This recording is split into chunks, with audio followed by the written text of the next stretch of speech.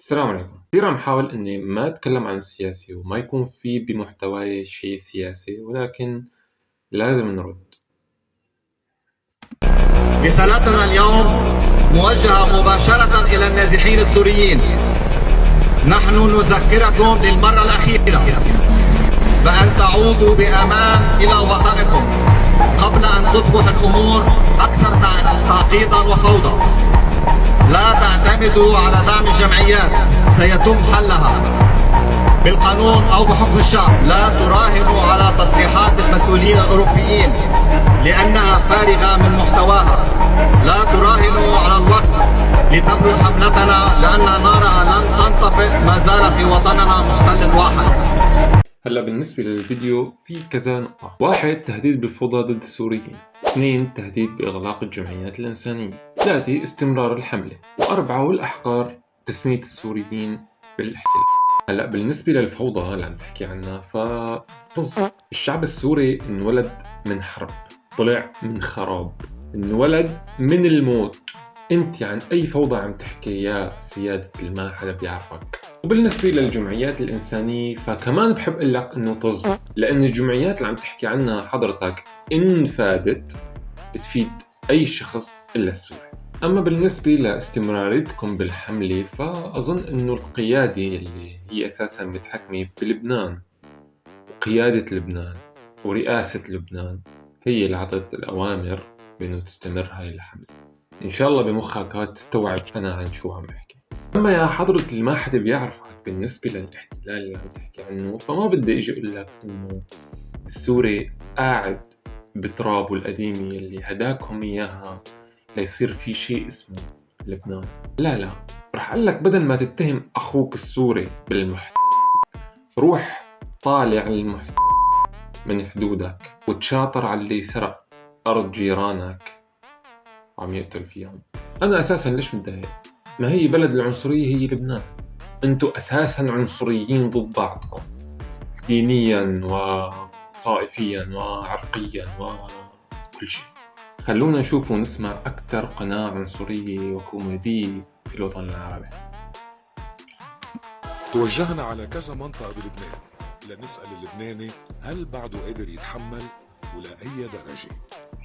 أنا مع إدارة النازحين على سوريا، لأنه أول شيء فكر فيها منطقيا عم بياخدوا من شغل اللبناني، يعني حل شعب محل شعب. يعني إذا السوري عم ينحت ويشتغل من عمره 13 سنة بيكون عم يسرق شغل الشاب اللبناني اللي عمره 25 سنة اللي لساته بياخد مصروفه من البابا.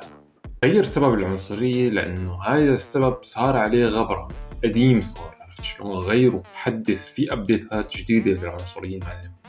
هلا أنا مع إعادة النازحين واللاجئين الأشخاص فقط اللي عم يعملوا مشاكل بلبنان، مش الأشخاص اللي هن جايين يسترزقوا. ما في لبنانيين كمان مسافرين على كذا دولة، كمان في لبنانيين بسوريا عم يشتغلوا. ما نحن كمان نعتبر نازحين ببلدنا من قلة الشغل.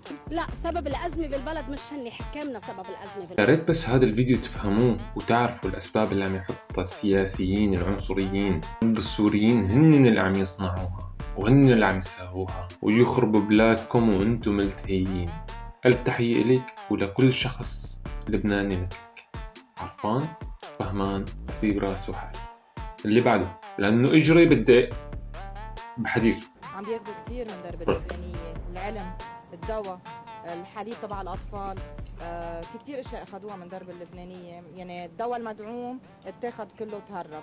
الحليب تبع الأطفال كان ستوك بكفي بشرك الأدوية 2 سنين، ستوك ما هدا 4 أشهر بشرك الأدوية لأنه كله تهرب لبرا. دواء السرطان وينه؟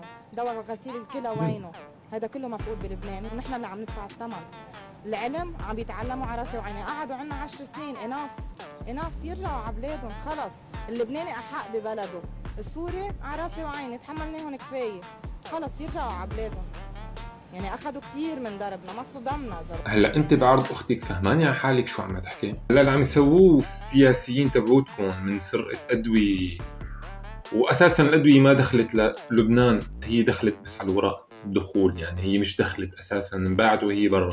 واحتكار الأموال اللي بالبنك ونهب لبنان وضياع لبنان من قبل الأزمة السورية، ونهبوا خيرات بلادكم، وهلأ اجت الورقة الرابحة اللي هي اسمها اللاجئين السوريين. حييك بصراحة. طب ما انت ما عم تقولي انه علم ومدري ايش عنكم؟ طب روحي كنت تعلمي بدل ما هالبطيخة اللي بين كتافيك فاضي.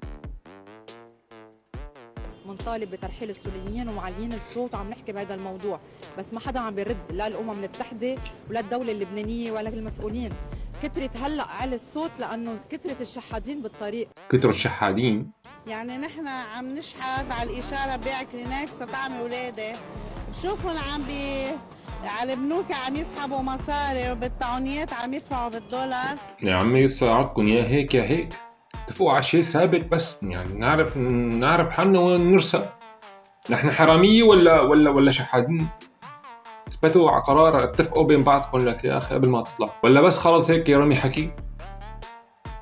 رمي حكي ما؟ بعرف اختك مو رمي حكي؟ صار لازم انه خلص كل واحد يرجع على بلده لانه نحن بطلنا قادرين نحن. بعرض جارتي انت شكلك سوري طالع من حديد السبكي، شافتك المذيعة اجت لعندك قالت لك مرحبا يعطيك العافية، شو رأيك بترحيل السوريين؟ صفنت انت هيك؟ ايه لازم يفلوا من لبنان، ما عاد نقدر نعيش، يدلي انا مشان الله في بوليس. الفكرة انه هي ازمة صعبة جدا على الشعب السوري بكل مكان، وان شاء الله راح تعدي. ولا تزعل، لكل ناجح اعداء حمقى. سوري الحمد لله اثبت جدارته بكل مكان. كطبيب هو من افضل الاطباء، كعامل هو من انشط العمال، كمستثمر هو من انجح المستثمرين بكل مكان. بعد ما صارت الأحداث في سوريا شمتت فينا دول كتير، بس بنفس الوقت اتمنتنا كشعبة دول كتير. وألف ألف تحية لأهلنا بطرابلس، لكم وقفات جدا بتشرف بكل الأوقات وبكل مكان. شكرا كتير لكم. ولهون بيكون خلص الفيديو، لا تنسونا من اللايك والاشتراك، وسلام.